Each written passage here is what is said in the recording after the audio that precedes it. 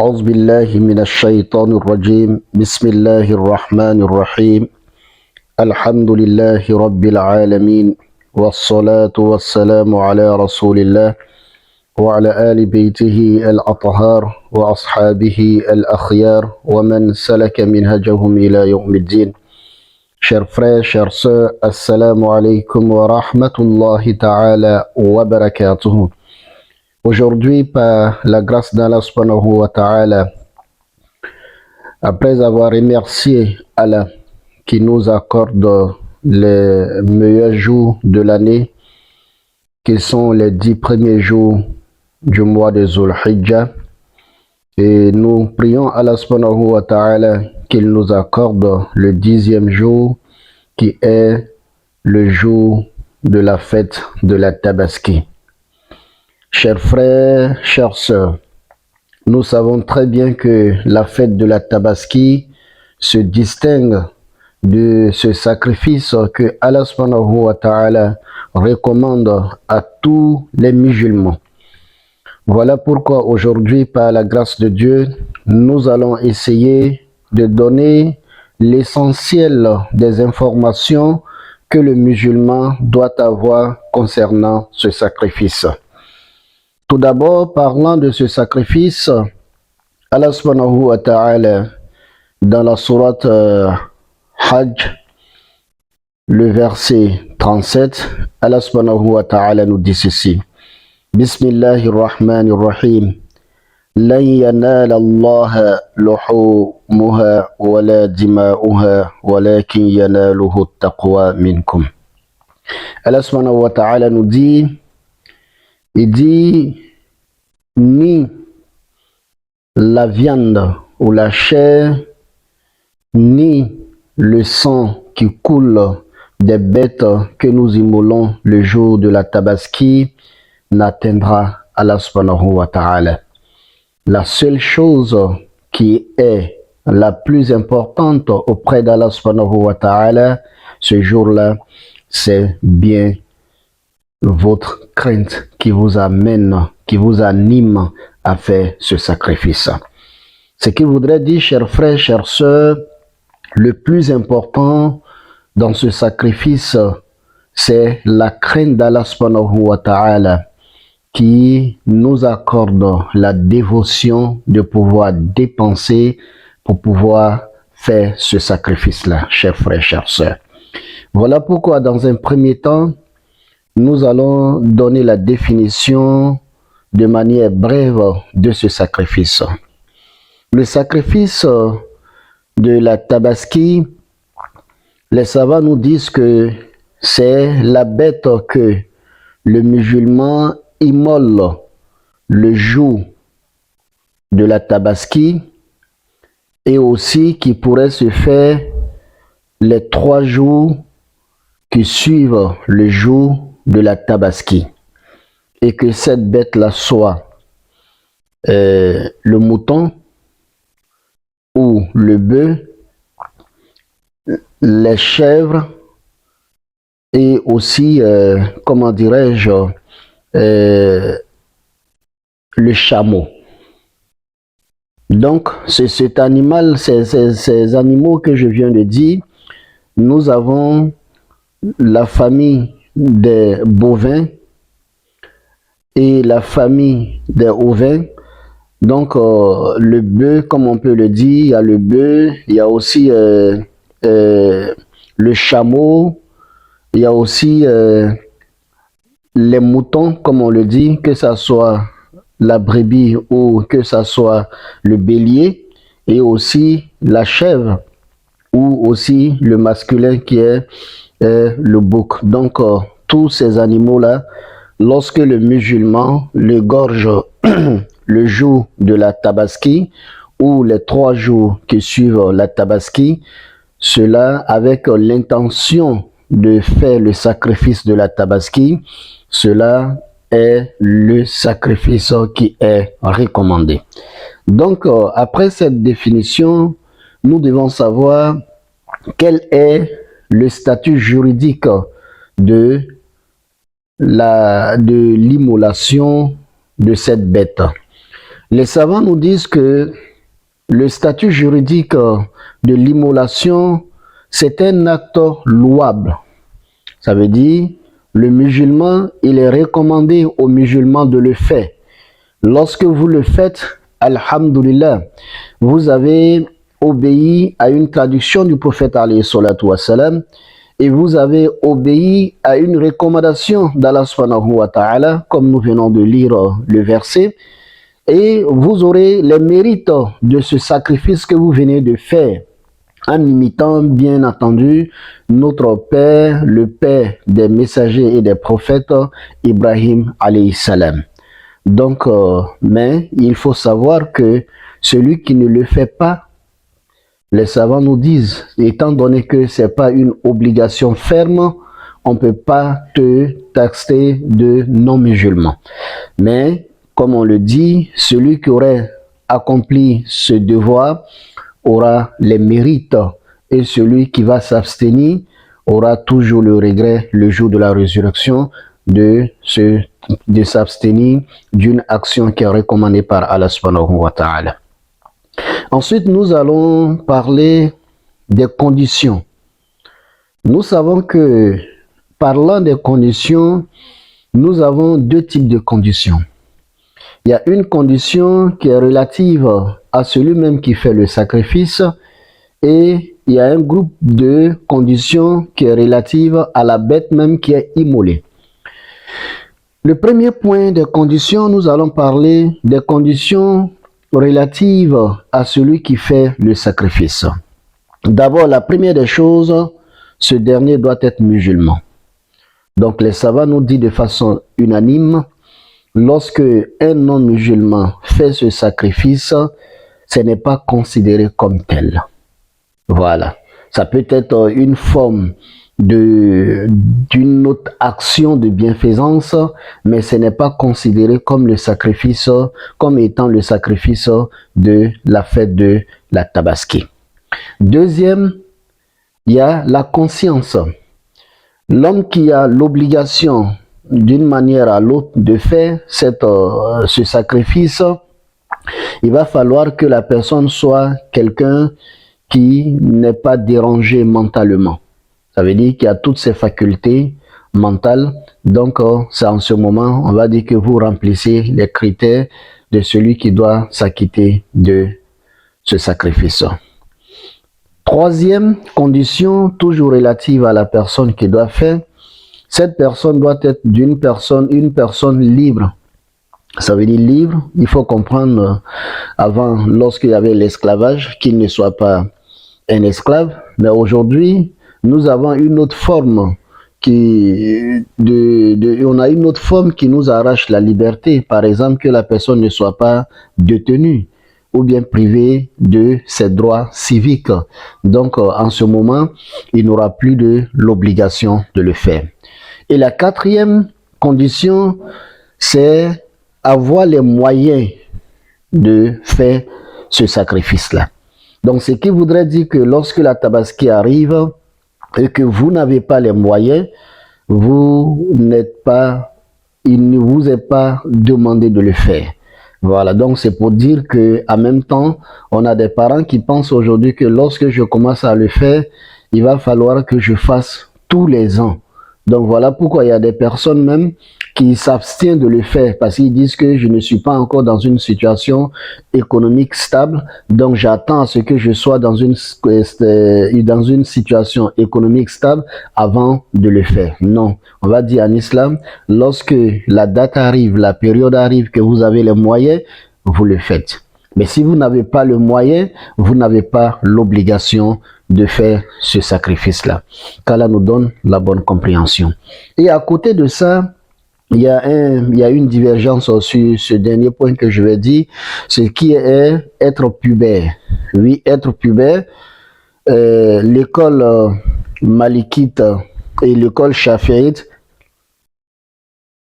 considère que être pubère, c'est une condition. Ça veut dire pour un enfant qui n'a pas encore atteint l'âge de la puberté, même s'il a les moyens financiers, qu'il ne fasse pas, comment dirais-je, ce sacrifice. Tandis que l'imam Malik dit que non, même un enfant, s'il y a quelqu'un pour l'immoler à sa place, déjà, étant donné que c'est un musulman et qu'il a les moyens, et ici, l'imam Malik autorise que un enfant fasse ce sacrifice-là. Qu'Allah nous donne la bonne compréhension de l'islam, qu'il nous facilite la bonne pratique de l'islam. Ensuite, nous allons parler des conditions relatives à la bête elle-même. Oui, il faut savoir que nous avons énuméré les bêtes qui sont acceptées pour ce sacrifice-là. Nous avons dit, il y a les moutons, qu'ils soient mâles ou femelles, il y a aussi les cabris, il y a aussi les bœufs, aussi il y a les chameaux. Donc si on se retrouve dans un pays où nous avons la possibilité d'avoir le chameau. Mais il faut savoir que les conditions qui sont relatives à ces bêtes-là, la première des choses, imtilak li adhiyat bishakli shar'i. D'abord, il va falloir que la bête que vous allez prendre pour faire le sacrifice, il va falloir que vous ayez ça sur une voie licite islamiquement. Ce qui voudrait dire que la bête que nous avons, si c'est une bête que nous avons pu acquérir dans une voie illicite, ça veut dire dans le vol, parce qu'aujourd'hui on le voit, lorsque la période arrive, les gens même s'abstiennent de payer très tôt leurs bêtes de peur que ça soit volé. Donc on va dire que celui qui vole la bête de son voisin ou d'une autre personne pour aller immoler le jour de la tabaski, qu'il considère que Allah subhanahu wa ta'ala ne va pas accepter ce sacrifice-là. Donc la première des choses, c'est d'obtenir cette bête-là de façon légale et de façon licite. Il ne faudra pas que ça soit dessus d'une fortune des anarques ou bien d'une fortune volée, ou même que la bête même soit volée. Donc, lorsque on est dans cette condition, ça ne marche pas. Ensuite, la deuxième condition, c'est l'intention. Voilà. J'ai la bête. Je n'immole pas la bête pour qu'on ait assez de viande. Parce que l'intention ici, elle est très importante. Le fidèle qui doit immoler cette bête-là, il va falloir que vous formulez l'intention pour dire, Allah, je vous offre cette bête-là pour imiter notre père Ibrahim alayhi salam selon la sunna du prophète alayhi salatu wassalam. Donc l'intention est très importante. Et ensuite, la bête doit être exemptée des défauts, surtout des défauts majeurs. Ça veut dire l'animal ne doit pas être aveugle ou bien borgne, ça veut dire un œil. L'animal ne doit pas avoir les oreilles coupées ou bien plus de 1/3 des oreilles, parce que les savants disent que peut-être il peut avoir des blessures, mais on va voir est-ce que ça dépasse les 1/3 des oreilles. Il y a des savants qui disent que si c'est inférieur à 1/3 des oreilles, ça peut passer. Donc il va falloir il faut regarder ça aussi. Les cornes aussi de l'animal, si c'est un animal qui a des cornes, parce qu'il faut savoir que c'est pas tous les béliers qui ont des cornes. Chez nous ici, alhamdulillah, presque on va dire tous les béliers, mais lorsque vous partez dans d'autres pays, vous allez trouver qu'il y a des moutons là-bas qui ont rarement des cornes. Donc les moutons ou le bœuf qui ont des cornes, il va falloir que les cornes restent intactes. Et aussi, les savants disent la même chose lorsque ça va être avec des défauts, que la partie de la corne qui est coupée, que ça ne dépasse pas les 1/3. Qu'Allah nous donne la bonne compréhension. Et que la bête ne soit pas dans une situation d'incapacité. Ça veut dire être très malade au point où les mouvements même sont difficiles pour l'animal. Soit le pied est cassé ou bien l'animal a des maladies qui font que l'animal ne peut pas marcher ou bien l'animal est affaibli. En tout cas, de façon brève, il va falloir que l'animal que nous allons donner à Allah subhanahu wa ta'ala, il va falloir que l'animal soit en bon état. Donc cela est très très recommandé. Il ne faut pas aller payer une bête vraiment que toi-même tu n'oses même pas présenter aux gens et avec ses défauts ils vont te vendre ça moins cher. Pourtant tu n'as pas l'obligation si tu ne peux pas. Voilà. Donc il faut payer quelque chose qui est de conséquent. Et aussi il faut aussi savoir que l'âge de l'animal compte. C'est très important. Les savants nous disent que tout ce qui est de la famille, par exemple les moutons, doivent atteindre, comment dirais-je, au minimum 6 mois. Voilà. De 6 jusqu'à à 1 an, il n'y a pas de problème. Ça dit de 6 mois jusqu'à 1 an, il n'y a pas de problème. Donc à partir de cet instant, on peut déjà immoler cette bête-là. Il y a aussi les chameaux. Les savants nous disent que les chameaux, il faut attendre jusqu'à 5 ans. Donc 5 ans révolus, c'est à partir de cet instant que on peut essayer de dire que on va faire le sacrifice avec les chameaux.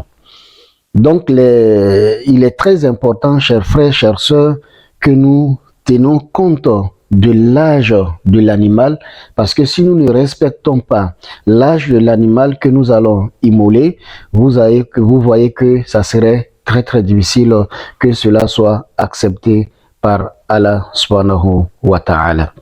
Donc aussi, nous devons aussi savoir que ce sacrifice, comme je le disais à l'entame, c'est pas tous les animaux que nous prenons. Oui, ça c'est très important.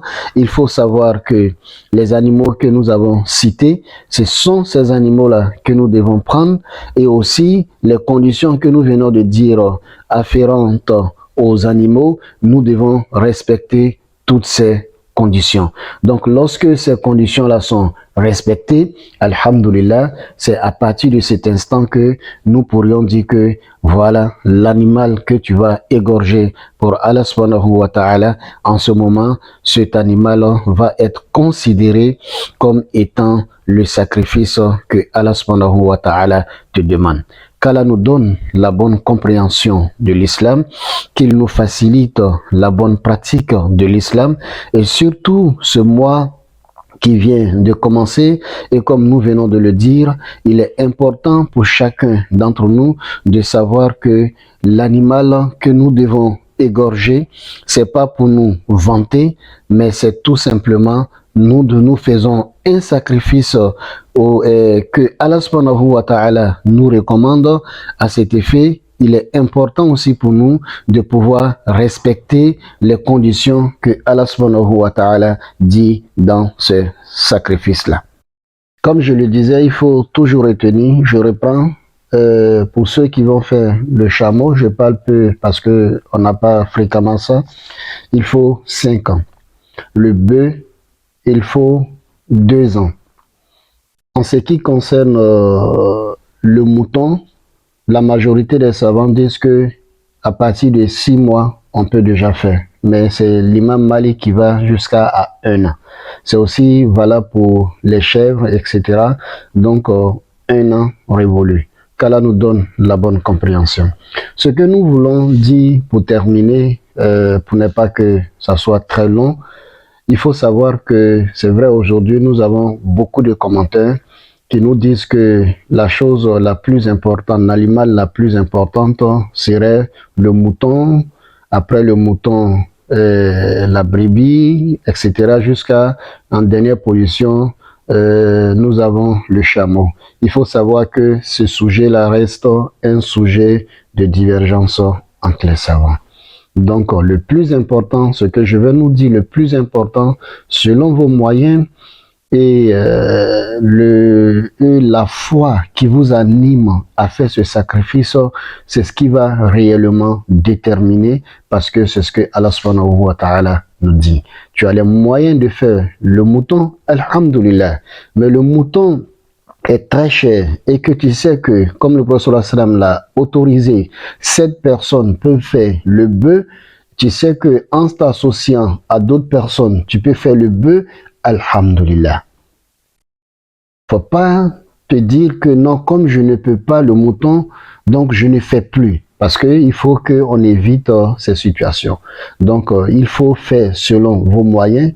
Le plus important, c'est, comment dirais-je, la foi qui anime. Et lorsque on égorge, les savants nous recommandent de faire 3 tas. Une partie pour la famille et une partie qui va être destinée aux besogneux et une partie pour des cadeaux. Les savants même disent que même le non-musulman, on peut lui en donner pour que l'harmonie reste entre nous dans le voisinage, pour renforcer nos liens de voisins. Même s'il n'est pas musulman, les savants nous disent qu'on peut lui donner. Soit on lui donne la chair, soit on prépare, on va lui donner. Donc voilà un peu ce que nous pourrions dire comme essentiel.